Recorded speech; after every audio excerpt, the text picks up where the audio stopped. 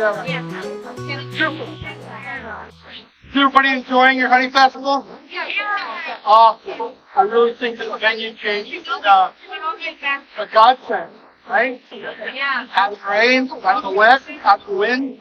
I don't know. So, one of the things that we really wanted to put together for everybody was a fairly wide variety of skill level options for you to execute, right? So, if you're feeling like, hey, I'm needing to try something fairly straightforward, easy, we've got some of those recipes for you. Those golden biscuits were definitely one of those recipes. 4 ingredients, real straightforward, to be able to execute your for those that are a little bit more seasoned and wanted to have some additional layers of complexity, that chicken sandwich, I think, represented that fairly nicely. Kind of bring those two together for the preparation versus pairing. You had Jack's amazing job talking about honeys and all those different little cheeses. So we're going to come back to something that's fairly easy, fairly straightforward, but just a little bit more of a skill level. Now, I've been professionally cooking for my entire adult life. And in 35 plus years, I never really gravitated much towards baking just because I didn't really have the emphasis. Like I mentioned previously, I'm kind of an outward. So what that means, I like to fast, I like to cook on my feet, and make adjustments, have to be interactive. Baking is not so much like that. Baking is a lot more structured. Bakers don't even call their recipe right? They call it formulae. Things are grand. You gotta wait. And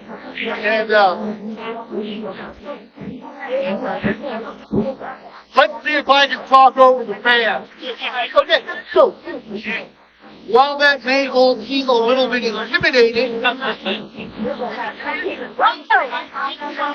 juice can definitely be worth the squeeze. And so, what I wanted to prepare for you today,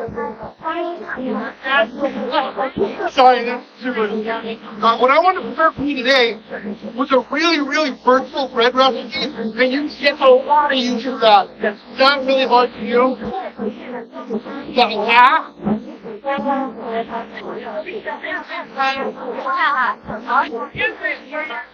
I know. I feel so special. Fresh bread, we all know. Great first day, second day, man, third day, it's kind of on its way out. So what I wanted to show you how to make was something that'll last full week. Something that is so soft, so fluffy, so wonderful that you'll be inspired to make it. As a matter of fact, I've been kind of on a variety of them kicks lately. One of them is smash burgers. I love smash burgers. It's like a thing right now, and I'm really all over it. A big part of the smash burger is the bun. So, this recipe can be adapted. You can scale it into a bun that you can use for a smash burger, or maybe a hot honey fried chicken sandwiches that you're tasting it. You can use it for dinner roll. You can use it for hot dog buns. One of the coolest things you can use it for is valve. What do you know what valve is? Yeah, they're filled with all kinds of incredible, lovely, delicious things. That's what got me on this track. I was on a valve kit before I was on the smash burger kit.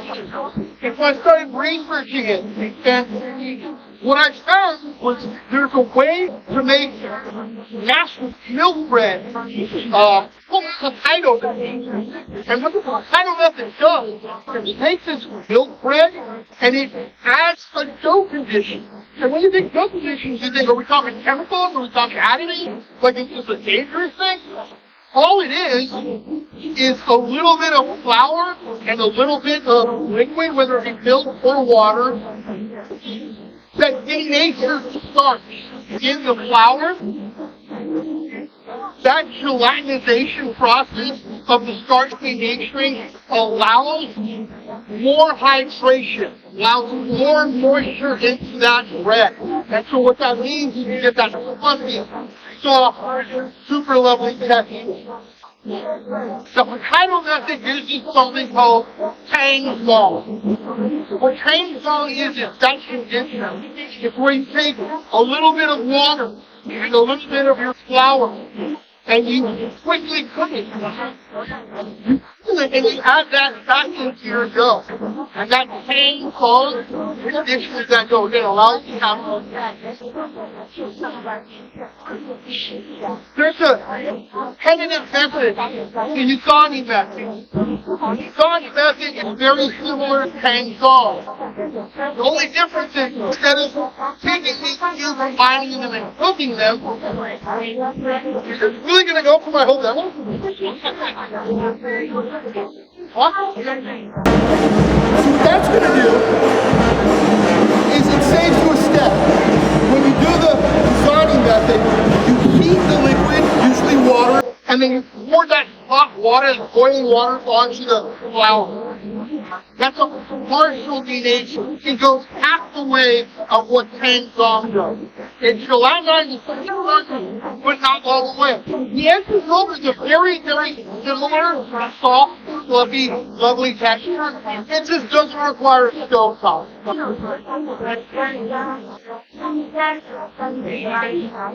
Any of you seen Pulp Fiction or any Quentin Tarantino movies? Yeah.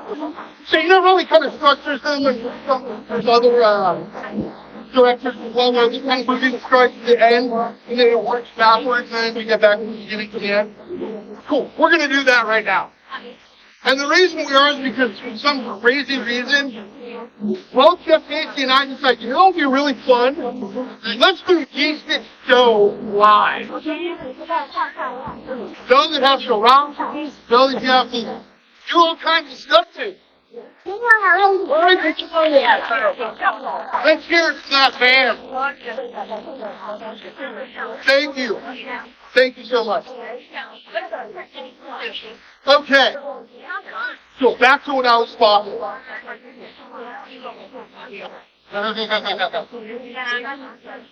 See that? That's the end of the story. Right? So, here's what we're going to do. Take some egg wash. Egg wash. It could be just eggs, the eggs and water, it could be eggs and milk. Usually you brush. As you brush, you brush it gently. It's not necessarily as even as it could possibly be. I like a spray bottle. Right, so spray. See how even that is? Oh my goodness. Really even. Like you spray, you have to touch it. When you touch it, all that proofing, you want that nice red. Well, the way you can make it settle, you can also leave marks on there. So we got a little bit of that egg wash on there, yeah? And now, we get this salt. Salt. So this is that really super crazy pyramid tossing salt, right?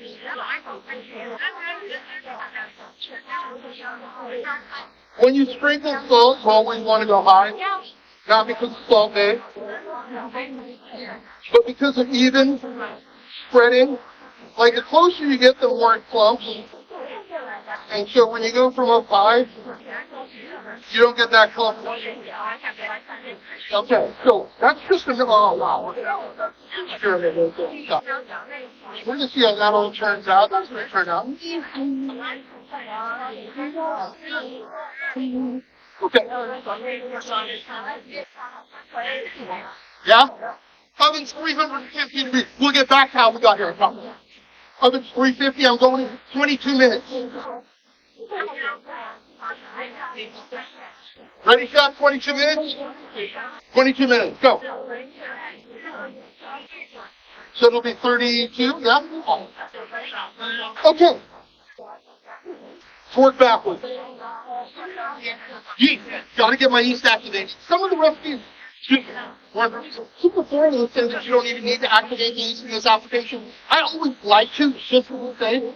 So, here is my milk. It's a half cup of milk.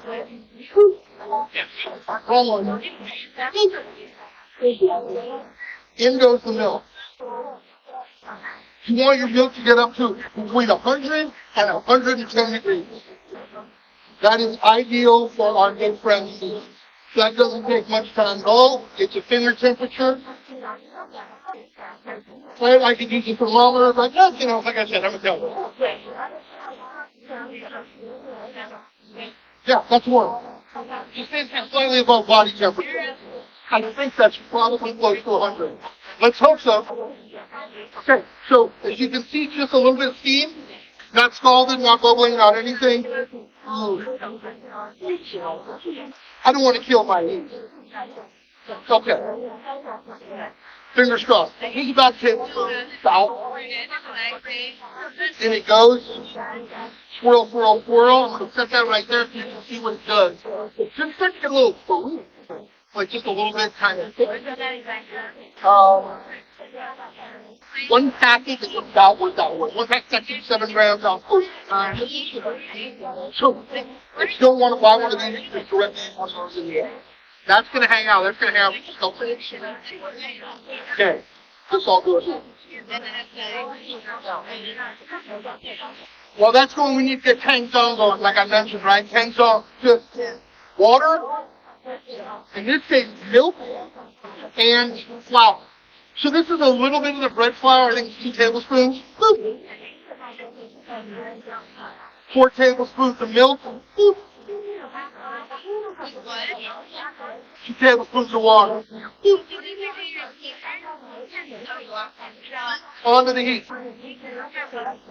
Okay, so they say that this needs to be done over various.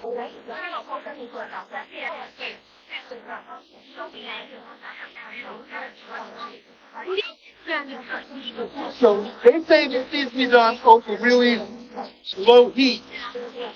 Anybody that caught my first demo knows I don't play that. So I'm, especially for the sake of the demo, going to go a little higher just so that you can see what happens more quickly. Otherwise, I'm going to stand here for about 7 minutes. So at home, with less than commercial high heat, for some reason, you know, that's already like literally less than a minute that I'm talking. See how that's already starting to get thick? That was really fast. So I'm going to go back on there. I can literally probably just take it off right now, but I want it to completely gel.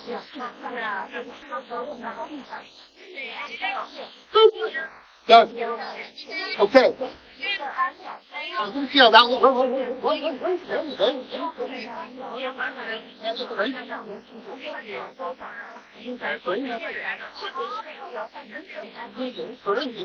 Now, see that? That's what we're looking for. So, that then cools, it looks like this. Alright? Tangzong ready.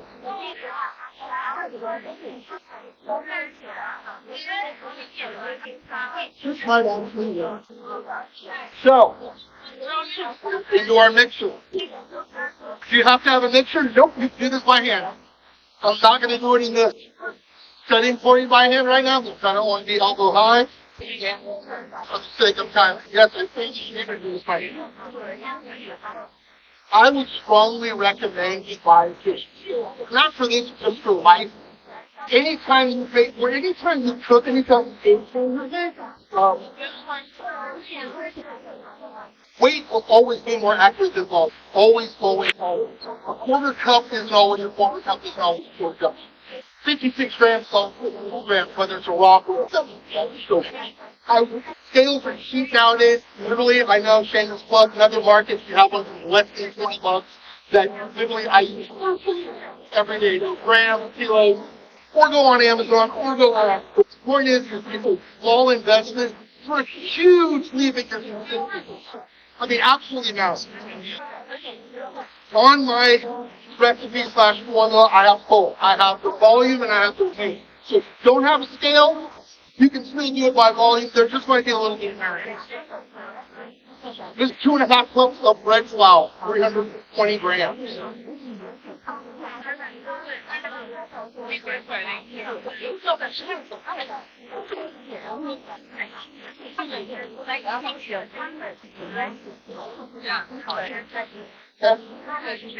To that we add 3 grams of kosher salt. I always use kosher salt. I never use table salt. Table salt has iodine. It changes flavor when you cook.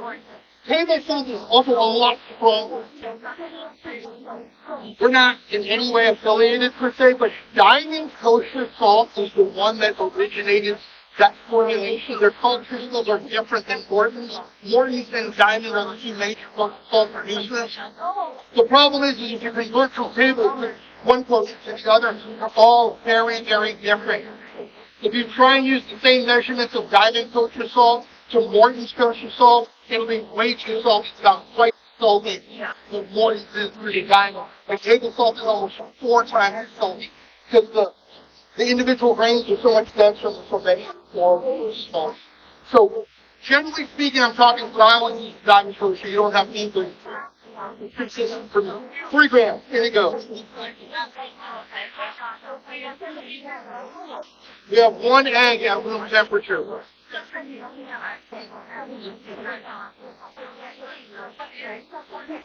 So normally heat recipe formula would require sugar. But again, this is Honey Festival, we're doing everything honey, so we'll replace it with honey.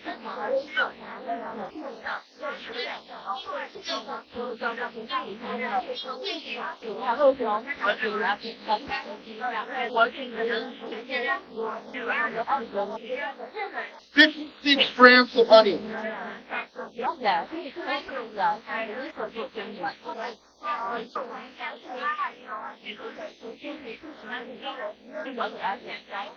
Good. Now that we've got that in,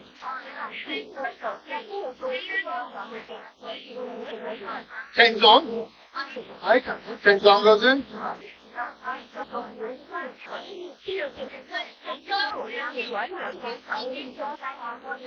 There's a lot of cool stuff on the internet about Tangzong versus Johnny methods. A lot of cool things. Check them out. Really a lot of explaining in terms of just getting into baker's percentages and how you, because you can basically adapt any formula for any bread and utilize the Tangzong stuff. So there's definitely resources out there for you to make those conversions. That's what you want. Okay. How's that doing? Yeah, it's doing really close, right? See how it's got a little thicker on top there? Right? Especially if it's swirling around, it's kind of like a thicker gray mass. So it didn't die.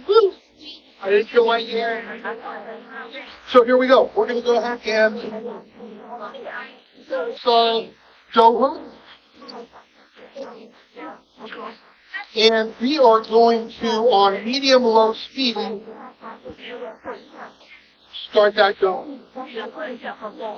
And once it's just a little bit together, you're going to start to put in that milk.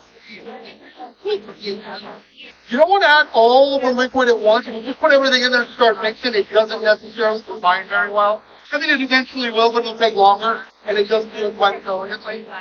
So you just want to have enough time for all that to come together. So what will happen is you'll start to notice that at first it's very dry. But as it continues to work, it'll come together into a... Is everybody seeing there? What's happening in there? So there's like a big clump, and there's like a little bit of sand at the bottom, and now it's starting to come together. What I'm looking for, it'll come together probably in 3-4 minutes. I'm a little bit faster and higher for the sake of the demo.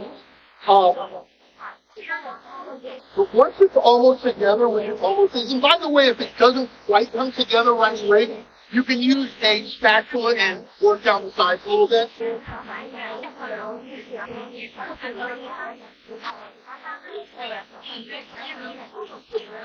you see what that looks like right now?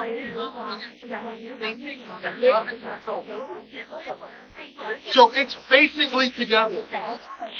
Right? And now that it's basically together, we're going to add in some butter.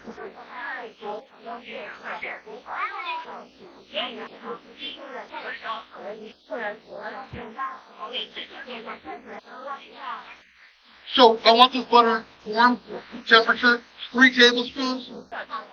I'm going to add it a little bit at a time. Same thing, you dump it all in a big buttery mass. It will eventually come together. But it's better if you're patient. Something I've been working on. Because like I mentioned before, I'm a cowboy. So yeah, I just kind of want you to look a little bit into how it feels of what you're seeing there. Right, it's going to start to get kind of shiny.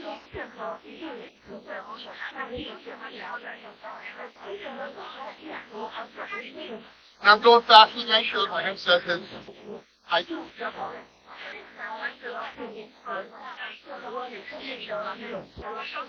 So I'm going to stop it here in a second and show you what it's looking like in the progress. In the progress, there will probably be a point to where you make clumps of butter sitting on top. Like this. Does everybody see that? Like there's a main fella right there, and then there's little pieces. We're going to need about 4 or 5 more minutes of kneading. That's what's happening here right now. So, while this is going, we'll talk about the next step.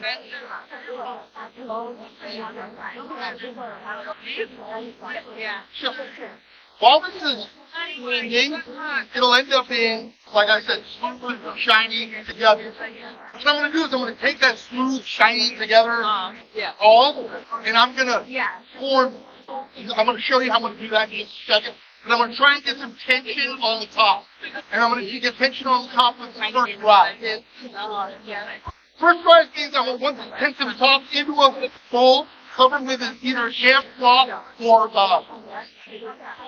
saran wrap or some kind of plastic wrap. Put it into a relatively warm area until it doubles in size. That's going to take anywhere from an hour to 2 hours. Some of your ovens may have a food setting on it. Other times, you just put it on the texture of it, like you saw it starting right there. And you're just going to let it hang out. And in about 2 hours, it'll look like that. So do you see how if I move it, it's a little jiggly? Right, that's not quite there, but for the sake of the demo, I'm going to show you.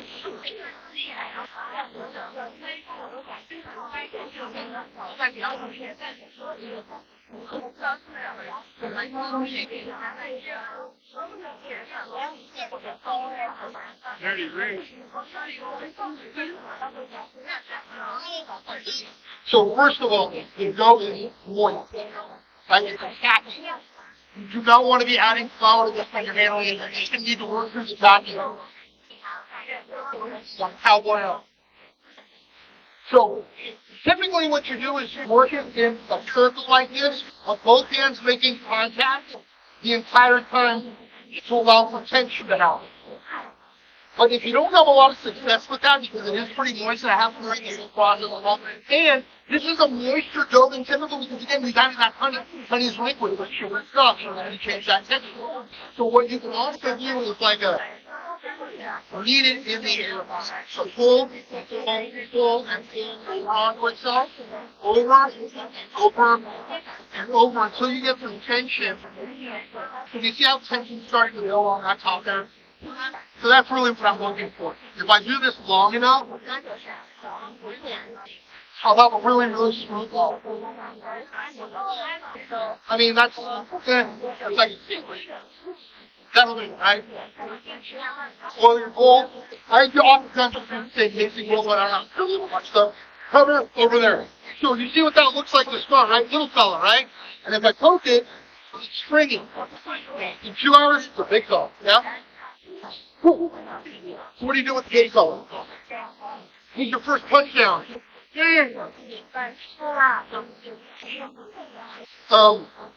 Air is what's formed in there, so I want to get that air out of it.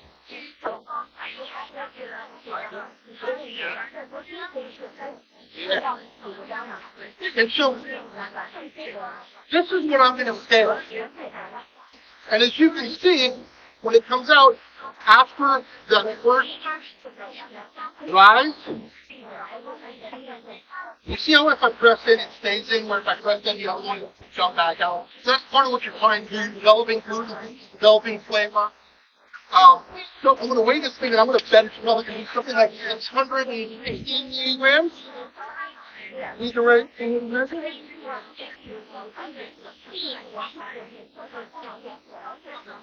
You guys see that?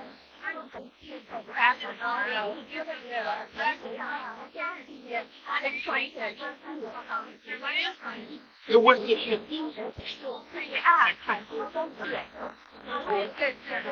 Yeah. Anyway, so what you want to do is, now, this is where the scaling happens. So you get to decide, okay, what am I making? Am I making little honey buns, right, that you can then stuff and make in the bowl? Am I making hamburger buns? Am I making hot dog buns? So for this scenario, we'll just go ahead and make the standard sweet little honey buns. And so I need 9, right? So 9 with 660 divided by 9 equals 73 or something like that. I'm pretty sure, so I think 73 grams per. Doesn't have to be exactly right. Split. I'm a little bit, you know.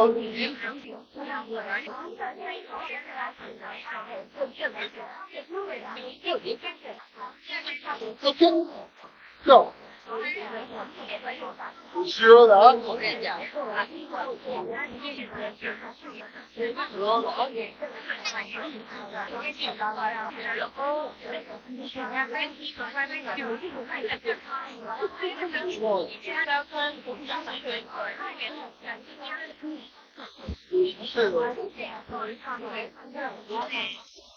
Ready?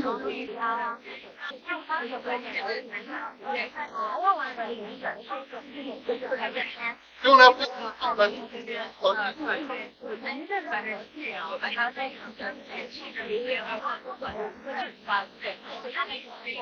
Good. And again, I want to try and do a lot of it live for you. Obviously, a little bit sped up. Maybe I'm like 1.5 times speed. Really drive home that this can be done. You can do it.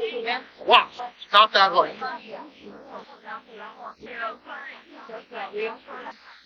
So we're getting close. 2, 4, 6.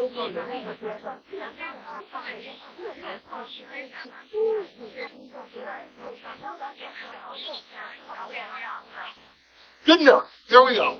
You try now. Okay.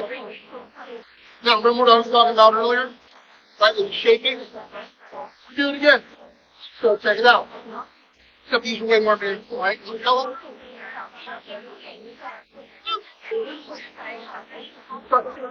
Right, that's a little bun. There's one. And so we just repeat that. Right? Do that 9 times. Now here's the thing. Let's say I have a little bit of leftover ham and cheese, or a little bit of leftover steak, or a little bit of leftover country bear, or whatever, right from last night. I stick my thumb on my finger in there, right? I pack it in. I fold it over, just like that, so there's a little package in there, and I stick that little fella in. Valve, it's a valve. So here we go. Just for the sake of this, to get you back to the beginning of the story like I promised. I'm going to show you how you got to where you get really close on this next 3 minutes away.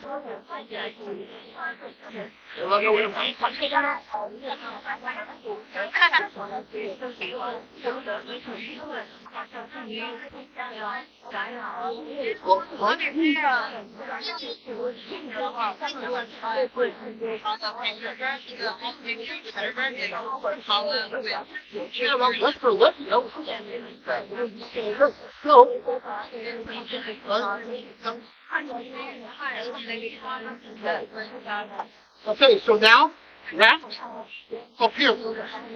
Why do we wrap it? We get the skin for the air cleaning process. We don't want that skin. That's it. So you saw, right? When I showed you the other ones, they're all puffy and touching. These are barely touching. They're not really. But they will be, right? Once they expand, once we go ahead and get them going. I can smell them. What do you think? What do you think? Has it been 30 minutes? Oh, where is it? You look at what you're doing. I think I got about 3 more minutes. But you can do that. You can do that. So yeah, about 3 more minutes until it's really calibrated super well. But that's how you make honey. Hope that was helpful. Hope you enjoyed it. Hope you come by and check out Chef Faith. It's awesome doing my next demo. I appreciate all your time. Thanks so much, brother.